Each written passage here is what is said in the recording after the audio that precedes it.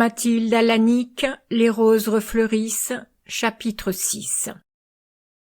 La première lettre, adressée à Gerfaut, contenait une petite enveloppe portant le nom d'Estelle. La jeune fille y trouva des strophes en prose, sous ce titre concis et éloquent, « À elle ».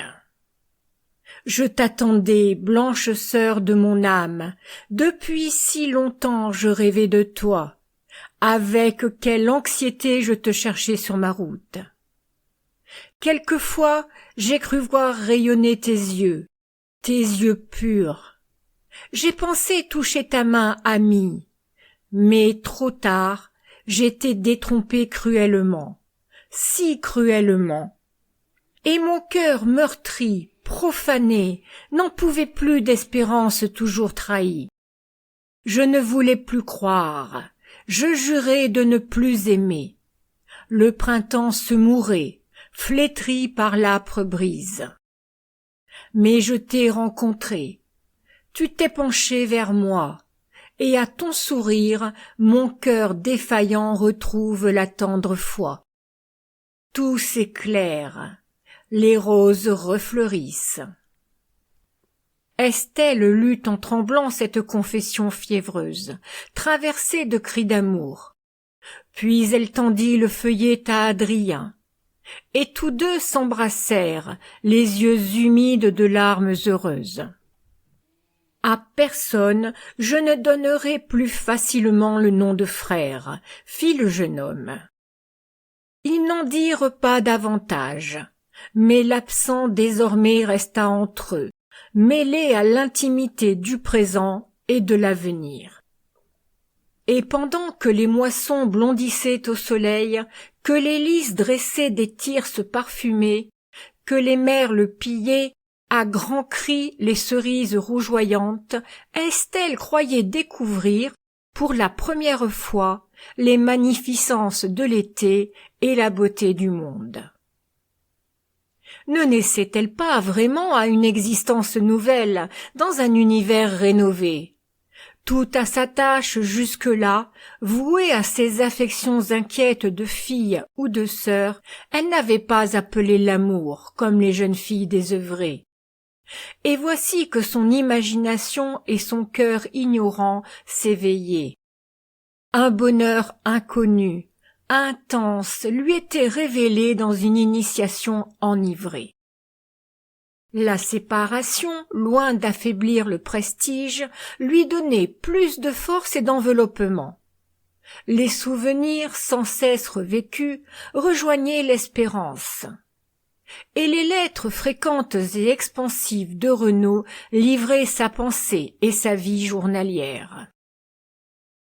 « Je ne me reconnais plus, avouait-il avec sa spontanéité séduisante. Des chiffres se glissent dans mes rêves. Je calcule mes paroles, j'équilibre mes efforts, j'oriente mes démarches. Je me découvre l'étoffe d'un arriviste, d'un intrigant, qui visera peut-être quelque jour l'Académie. Et c'est Mélusine qui détermine cet avatar. » Estelle s'émotionnait à cette lecture. Comment ne pas apprécier la sincérité du sentiment qui excitait à de tels efforts? Un peu plus tard, Renaud, se gaussant toujours de lui-même, comme s'il se fût donné la comédie, racontait avec humour ses succès et ses nouvelles ambitions. « Ça y est, me voilà classé. L'exhibition au salon devant un parterre de chapeaux inouïs a produit d'excellents résultats et m'a valu, sur l'heure, des connaissances exorbitantes. J'ai été présenté à madame de Leucate, oui, mon vieil Adrien, la fameuse marquise, l'auteur de l'âme effeuillée. En outre, on me propose aujourd'hui même un intérim de chroniqueur à la vie mondaine. De l'audace, encore de l'audace. J'accepte intrépidement. » Tout cela est bel et bien, observa Gerfaut contrarié. Mais il ne m'envoie pas de texte pour achever notre premier acte. Ces belles madames et son journal lui feront négliger notre fée. Et il se démenait, fébrile, la voix cassante. Mélusine le poursuivait, lui, nuit et jour. L'idée qui avait été, au départ de Paris, une diversion salutaire, trop tenace maintenant, risquait de devenir consumante et nuisible. Une distraction opportune se présenta pour arracher quelques instants l'artiste à l'obsession morbide et tromper l'impatience de l'attente. Le curé, de retour de Rome, s'empressa de visiter les paroissiens occasionnels que lui avait recommandés M. Marcenat. Le vieux prêtre, naturellement, essaya de mettre à contribution le talent de Gerfaut et sollicita son concours pour la solennité de l'Assomption. Sans doute, les éléments dont disposerait l'émérite musicien étaient bien modestes. Un pauvre harmonium, d'humbles chanteuses ignorantes. Mais ne serait-il pas louable de faire honneur à la vénérable église, aujourd'hui délabrée, qui avait connu tant de pompe au temps des fiers croisés, seigneurs de Lusignan et rois de Jérusalem? Cette considération poétique enflamma Adrien. Il détenait justement en portefeuille un Magnificat à 4 voix. Et puis, exercer ces jeunes indigènes, ce serait préparer en quelque sorte déjà les chœurs de Mélusine. Il accepta avec une vivacité qui combla d'aise l'abbé Françon. Tout de suite, le musicien voulut connaître la petite cohorte et demanda des répétitions. Il revint très satisfait de la première épreuve. « Elles sont vraiment gentilles et intelligentes, ces blanches filles de Marie. Quelques-unes possèdent des voix souples et étendues. Une pauvre bossue m'a fait entendre un contralto très velouté. Et l'on m'annonce pour la fin de la semaine un soprano remarquable, la propre nièce du curé, qui est sous-maîtresse dans une institution de Poitiers. »« Oh oh » taquina Estelle, notre bon pasteur introduit innocemment un loup parmi ses brebis. « L'église de Lusignan verra peut-être ton mariage. Qui sait ?»« Moi marié, fit Adrien, tant soit peu amer. Avec la bossue alors, ou quelque aveugle. »« Aveugle toi-même, repartit la sœur, cherchant à l'égayer. Tu ne vois donc rien ? Il ne tient qu'à toi d'absorber la sollicitude de Caroline. » Le jeune homme eut une grimace. « Merci de l'attention. La petite guêpe est trop piquante, et je préfère me cramponner au célibat. » « La pauvre, ne sois pas injuste. Si son esprit mord, son cœur est bon. » repartit la jeune fille, déjà repentante de l'inoffensive malice. Caroline, en effet, multipliait ses prévenances. Chaque semaine, elle apparaissait, chargée de commissions, au logis du plateau. Forçant Estelle à la gratitude, elle s'insinuait dans la confiance de mademoiselle Gerfaut. Personne ne savait mieux provoquer aux intimes aveux et les payer de chauds encouragements. « Que je suis heureuse de vos espérances » répétait-elle en embrassant son amie. « C'est si rare d'atteindre le bonheur rêvé. » Des larmes lui montaient aux yeux. Et Estelle s'apitoyait sur ses pleurs, refoulés avec un discret stoïcisme. Les séances de musique religieuse intéressèrent vivement Adrien. C'était une satisfaction émouvante que d'entendre sa propre pensée, interprétée par des voix harmonieuses qui s'amplifiaient sous la voûte antique. Et cette mystique jouissance s'accrut jusqu'à l'enthousiasme quand la soliste annonçait, mademoiselle Monique Françon vint se joindre aux exécutantes. Une voix de paradis, figure-toi, déclara Gerfaut à sa sœur. Des vibrations de cristal et d'argent. Fra Angelico devait supposer une voix de ce genre aux anges adorables de ses fresques. Et vraiment, on l'imaginait sans peine au milieu du chœur céleste, peinte sur un fond d'or et des ailes de cygne aux épaules, cette petite Monique au visage rond et frais, aux cheveux blonds roux, à la bouche enfantine. Aussi douce à voir qu'à entendre, la jeune fille faisait encore preuve d'un sentiment musical juste et vif, et elle copia les diverses parties de chant avec une netteté et un soin qui lui valurent les éloges du compositeur. Que ne peut-on l'enrôler pour la représentation de Mélusine, disait Adrien avec regret. Mais comment espérer qu'un séraphin s'emploie à glorifier une fée à queue de serpent? Ainsi, Mélusine restait la préoccupation dominatrice, autour de laquelle gravitaient les circonstances secondaires. Une complication inopinée la rendit encore plus intense et plus pressante. Monsieur Marcenat n'était pas revenu à Lusignan. Un beau jour, son automobile traversa les rues étroites de la ville haute et vint s'arrêter sur le plateau. Mais ce furent deux dames qui en descendirent, aux exclamations époumonées de la mère Adèle. « Madame d'Alire, est-ce-tu possible, Madame Vincent ?» La brave vieille s'émerveillait. C'était plaisir si rare que d'apercevoir Madame Marcenat. Et encore semblait-elle marchander sa vue, car aujourd'hui à peine entrevoyait-on le galbe rose de son visage derrière les plis épais d'un voile blanc à ramages.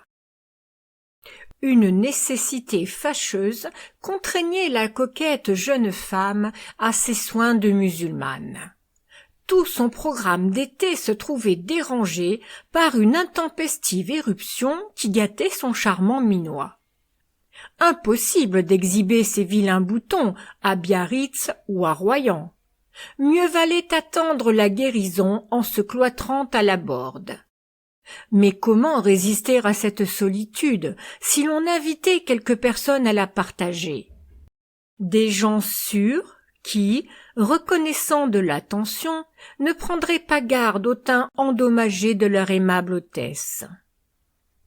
Madame Marcenat, en cette période sacrifiée, avait alors mandé sa belle-sœur et quelques parents de son mari. Madame d'Alire, en retour, l'aidait à son office de maîtresse de maison et utilisait toutes les ressources du pays pour la distraction de la petite société. Ainsi s'était-elle souvenue du musicien, hospitalisé dans la vieille maison, et vite l'auto s'était élancé de Marigny à Lusignan. Monsieur et madame Gerfaut sont, je pense, au jardin, annonça la mère Adèle en poussant la porte entrebâillée de ses voisins. Les deux dames, sans plus de façon, pénétrèrent dans le vestibule et firent irruption dans le verger. Le frère et la sœur se tenaient, en effet, sur la terrasse. Adrien laissa tomber son livre et se dressa, effaré de l'invasion. Estelle, occupée à égrener des groseilles dans un saladier, se recula précipitamment, en cachant ses mains rosées par le jus des baies. Mais le regard des visiteuses glissait sur la jeune fille avec indifférence. L'artiste seul les intéressait. Serait-il capable d'amuser quelques-unes de leurs heures désœuvrées? Le premier examen fut favorable. Une tête à la Daudet, un fin profil, un front blanc embroussaillé de mèches brunes. Il était plutôt gentil, ce garçon. Madame d'Alire toujours hautaine et le ton sentencieux, ouvrit l'entretien en se nommant ainsi que sa belle-sœur. Gerfaut, abasourdi, s'empressait à avancer des chaises rustiques. Et tout de suite, madame Marcenat s'emparait du jeune homme avec une autorité rieuse, prime sautière et sans gêne. Compositeur et pianiste? Parfait. Vous connaissez Diemer, Widor et Massenet? Bien vieux jeu pour moi. Debussy et Strauss sont mes dieux. Dès que vous serez rétabli, adieu le Poitou, n'est-ce pas? Vous me dédierez quelque chose en souvenir de votre séjour ici? J'en serais charmé. Adrien, tant bien que mal, suivait ce caquet sautillant, séduit d'ailleurs par la grâce capricieuse du brillant oiseau. Estelle, à l'écart, observait en silence. Moins que jamais, elle parvenait à s'imaginer cette mobile et légère créature, compagne de destinée d'un Vincent Marcenat. C'est convenu, n'est-ce pas? Nous ferons de la musique sérieuse. Vous trouverez à la Borde des amateurs capables de l'apprécier. Cela nous reposera comme une retraite au couvent. L'auto sera à votre disposition pour les allées et venues. Adrien eut l'impression qu'une chaîne de fleurs se nouait à son cou. Obligé de M. Marcenat, il ne pouvait, sans incivilité, se dérober à l'invitation, impérative comme un ordre. Néanmoins, son consentement forcé s'embarrassa d'objections confuses. Il allégua la tâche qui l'absorbait actuellement, et, criblé de questions, il dut découvrir ses projets. Aussitôt partit une fusée d'enthousiasme. Le théâtre de la nature à Lusignan. Un drame sur Mélusine. Mais c'est une idée admirable. Je marche avec vous, vous savez. Mon frère sait-il vos intentions? Intervint madame d'Alire. Il me semble qu'il les approuverait, car c'est un régionaliste déclaré, tout à fait épris de sa province. Je n'ai pu encore trouver l'occasion de m'en ouvrir à monsieur Marcenat. J'attendais que les choses fussent sérieusement en train, dit Gerfaut.